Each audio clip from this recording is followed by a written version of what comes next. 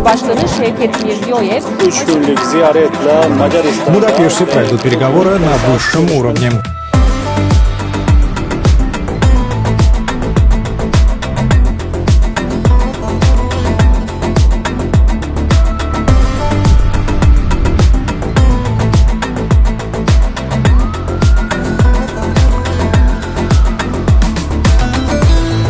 И случайно свой официальный визит я начинаю именно со встречи с представителями венгерского бизнеса, потому что за вами будущее узбекско-венгерского многопланового сотрудничества.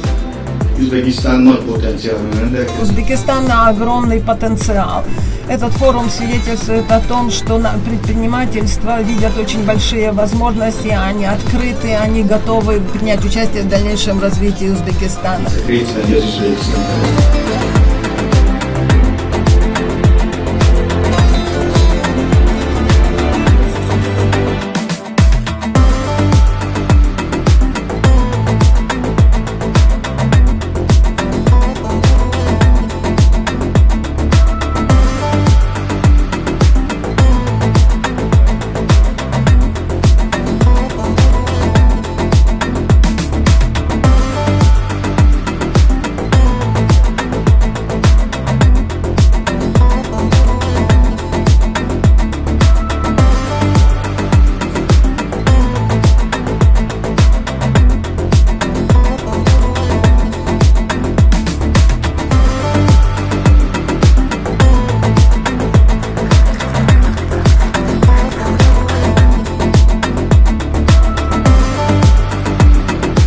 Sammitimiz shiddat bilan o'zgarayotgan global vaziyat va murakkab jarayonlar sharoitida o'tmoqda.